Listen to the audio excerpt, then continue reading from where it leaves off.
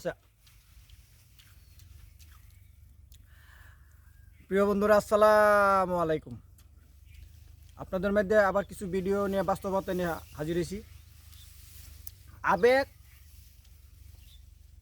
স্বপ্ন, কল্পনা এগুলো হচ্ছে মিথ্যা জগৎ, শয়তানের প্রবঞ্চনা। বিবেক, বাস্তব এটা হলো সঠিক, যার মধ্যে আল্লাহ এবং রাসূলকে পাওয়া যায়। বাস্তবতা কঠিন জিনিস। আরে দিয়েছ কোন হ্যাঁ, তো কথার উদ্দেশ্য যেটা বলি, আপনারা যারা অবিবাহিত আছেন, বিয়ে শাদী করবেন এবং প্রজন্মকে জানাবেন, ওদেরকে শেয়ার করবেন।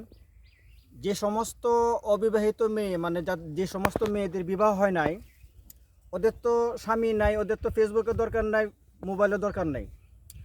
তো যারা বিয়ে করবেন, বিয়ে করাবেন, খুবই কেয়ারফুল থাকবেন, সতর্ক থাকবেন। যাকে বিয়ে করাবেন সেই মেয়ে যেন বিয়ার আগে মোবাইল ব্যবহার না করে, ফেসবুক ব্যবহার না করে, এই ইত্যাদি ইত্যাদি আর কি। কারণ অবিবাহিত যে যুবতী মেয়েটা ফেসবুক ব্যবহার করে, মোবাইল ব্যবহার করে, ওই মেয়েটার ফেসবুকে কমপক্ষে 100 থেকে শুরু করে 1000 খানেক যুবক বন্ধু আছে, যুবক ছেলে আছে, যুবক পুরুষ আছে। তো একটা অবিবাহিত মেয়েদের যদি এরকম শত শত হাজার হাজার যুবক পুরুষ তাই বন্ধু থাকে, তাহলে কেমন হতে পারে বুঝেন। মোবাইলে নাম্বারে কথা বলা, তারপরে ইউটিউবে ইমোতে কথা বলা, মেসেঞ্জারে কথা বলা, হোয়াটসঅ্যাপে কথা বলা, মানে কথা বলার যতগুলি মাধ্যম আছে আর কি, ইত্যাদি ইত্যাদি। তো যারা বিয়ে শাদী করবেন, ছেলে মেয়েদের বিয়ে করাবেন, এভাবে সতর্ক থাকবেন। অবিবাহিত মেয়ে যদি ফেসবুক ব্যবহার করে, মোবাইল ব্যবহার করে, অবশ্যই ওদেরকে বিয়ে শাদী করাবেন না। কারণ যে মেয়েটা ফেসবুক ব্যবহার করে, তার বন্ধুর যুবক ছেলের, যুবক ইয়াং ছেলেদের কোনো অভাব নেই। কারণ চরিত্রহীন নারী বিয়ে করার চেতে একটা পতিতা নারী বিয়ে করবেন। পতিতা নারী কিন্তু ভালো হবে, চরিত্রহীন নারী কিন্তু ভালো হবে না। সমাজে তো বাস্তবতা দেখতে পারতেছেন। আমি মামুন কাজল, আমার জেলার কিশোরগঞ্জ থানা হোসেনপুর গ্রামবাসী চরিত্র চিনেন জানি নেই। আর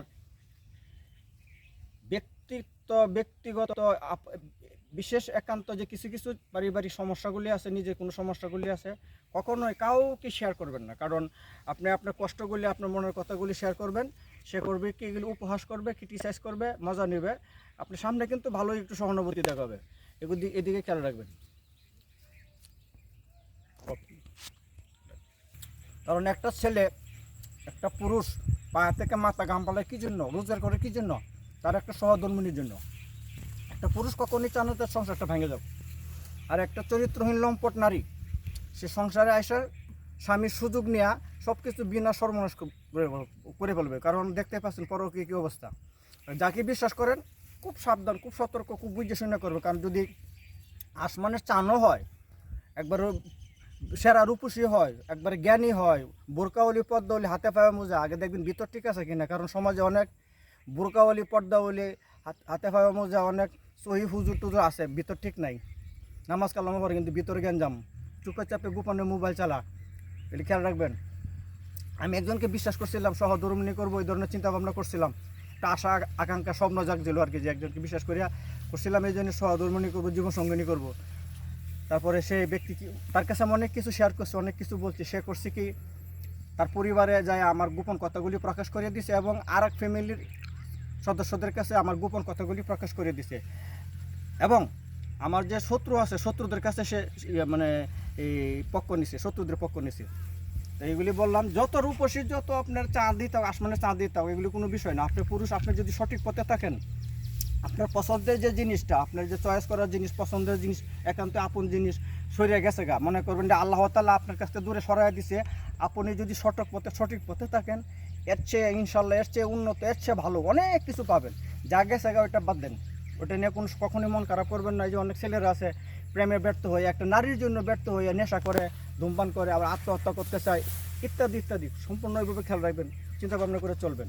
সবসময় খেয়াল রাখবেন যে আধুনিক যুগ, এই আধুনিক যুগে যে অবিবাহিত মেয়েটা ফেসবুক চালাবে, তার শত শত হাজার হাজার যুবক ইয়াং খুব মানে মনের মতো বন্ধু অভাব নাই, ফেসবুকে থাকবে, ইউটিউব তারপর মেসেঞ্জারে যাবে, তারপর ইমোতে যাবে, হোয়াটসঅ্যাপে যাবে, মোবাইলে নাম্বারে কথা বলবে।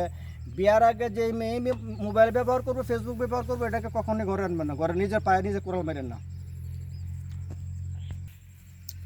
আমি আমার জীবনে আমি যতগুলি যা কিছু পোস্ট করি কতগুলি বাস্তবতার সাথে মিলে, আমি কঠিন কঠিন বাস্তবতার সাথে শিখে রয়েছি। কারণ আমি যাদেরকে আপন মনে করছি, বিশ্বাস করছি, আমার সহধর্মিণী বানাবো এই ধরনের চিন্তা ভাবনা করছি, তারাই আমার বুকের মধ্যে মানে সেল মারছে। খুব খেয়াল করতে হবে। আমি কখনোই ইনশাল্লাহ আল্লাহর রহমতে আমার মুর্শিদের দয় আমি কখনোই কোনো আফসোস করি না। আমার ভিতরে আফসোস নাই, হতাশ নাই, নৈরাশ নাই। আমি যদি সঠিক পথে তাই, আমি যদি আমার মুর্শিদের পায়রবি করি, মুর্শিদের ওজিফা মাইনা চলি, তাহলে আমার কাছে যা চলে যাবে, যা সরে যাবে, এর থেকে অনেক অনেক অনেক ভালো উন্নত পাবো ইনশাল্লাহ। আর যারা আমার কাছে সরে যাবে আর একদিন খালি আফসোস করবে, মানে উলট পালট হবে, আর দেখবে জ্বলবে আর কি। খুব কেয়ারফুল। আমি জিনিস কথাগুলি বললাম, আমি একান্তই বাস্তবতা শিকার হয়েছি। আমার পরিচয় জানেন, আমি মামুন কাজল, আমার জেলা কিশোরগঞ্জ, থানা হোসেনপুর, গ্রাম বাসুরচার। বিশ্বাস যদি একবার ভঙ্গ হয়ে যায়, ওইটা কখনোই আর হৃদয়ের মধ্যে স্থান মানে হয় না। যদি একবার বিশ্বাস কারোর প্রতি একবার ভঙ্গ হয়ে যায়, তো আমি ইদানিং মানে বছর 3 ধরিয়া 3 বছর হয় কাউকে বিশ্বাস করছিলাম, জীবন সঙ্গিনী করব, এই ধরনের চিন্তা ভাবনা করছিলাম, কিন্তু সে আমার সাথে বিশ্বাসঘাতকতা করছে, বেমানি করছে, মুনাফিকি ধরা গেছে, এবং সে একটা মিথ্যাবাদী, মিথ্যাচার। আবার খুব পরহেজগার, খুব পদ্মাশীল। আবার ফেসবুকে আইডি 2-3টা, আবার গ্রুপেও আছে। মা বাপ বলে আমার মেয়ে তো নামাজি নয়, তারপরে আপনার এই পরহেজগার, হাদিস পরে ঘর থেকে বের হয় না, কিন্তু এই যে ফেসবুক চালায়, ফেসবুকে আপনার শত শত যুবক বন্ধু আছে। জিজ্ঞাসা করলে কোন আমি তো ফেসবুক চালান, মানে ফেরেশতা কিছুই জানে না। আমার ভিডিওগুলি কিছু বড়, যারা আমার একান্তিক প্রিয় আপনজন আছেন, ভিডিও তো সবাই দেখেন, অনেকে বিরক্ত আমি জানি, কারণ খারাপ জিনিসটা মানুষ সাপোর্ট করে বেশি, দেখে বেশি। আপনি ফেসবুকে ভালো কিছু আপলোড দেন, পোস্ট করেন, এটার মধ্যে কেউ বেশি একটা মতামত দেবেন, এটা উল্টাটা করবে। আর যদি খারাপ কিছু দেন, দেখবেন সমানে মারতেছে। আর আমি ভিডিও যে জিনিস পোস্ট করি, কোনো মানে কমেন্ট, লাইক ইত্যাদি এগুলি পাওয়ার জন্য না। আমি বাস্তবতাটা যেটা আছে, বাস্তবতা যেটা শিকার হয়েছি, যেটা কঠিন মানে বাস্তব বিবেকে আসে, আমি ওইটাই পোস্ট করছি। কারো মন চাইলে দেখবেন, না চাইলে না দেখবেন, উল্টোপাল্টা কেউ কমেন্ট করবেন না। তো পরিশেষে আমি শেষের দিক আবারও বলি, কাউকে বিশ্বাস করেন না। আর জীবনসঙ্গী কাউকে করতে গেলে দেখবেন সে কি মোবাইল চালায় কিনা, ফেসবুক চালায় কিনা।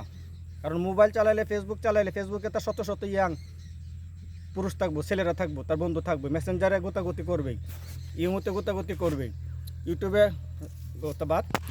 খারাপ ছবি কিছু দেখবো, এটা তো প্রশিক্ষণে আর কি। ইউটিউবে হলো প্রশিক্ষণের একটা জায়গা, কেমনে কী করবো, কন্ট্রো মারবো এইসব আর কি। আর আমি মামুন কাজল, আমার জেলা কিশোরগঞ্জ, থানা হোসেনপুর। আমার কথাগুলি কেউ বিরক্ত হয় না।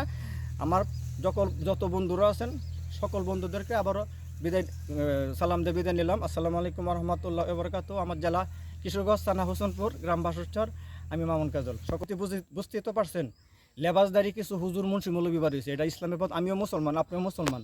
এই যে পূজা হয়েছে, পূজার মধ্যে যায় কী করছে না করছে দেখছেন, আমরাও মুসলমান, তারাও মুসলমান। ওর এই লোক মুনাফিক শয়তান, এজিদের দল, মুয়াবিয়ার দল, এটা এই লোক মানে শয়তান নেছে শয়তান। আর যারা হক্কানি মুসলমান, এটা হইলো আলাদা। এরা কোনোদিন অনুষ্ঠানে যাবে, যায় একটা মানে একটা দেখে আসবে, চলে আসবে, কিন্তু এনে দেয় এদের সাথে মিলিয়ে এমন কিছু এদের ধর্ম পালন করবো না, যে হয়তো একটা কিছু পাওয়ার জন্য, স্বার্থের জন্য দেখেন ইসলামটারে কই নিয়ে গেছে, টুপি দাড়ি লাগাইয়া এনে দেয়া ইসলামের কথা কি বলছে, এই ধর্মের কথা কি বলছে, কি করছে না করছে। আমিও মুসলমান, আপনিও মুসলমান, আপনাদের কাছে বিচার রইল।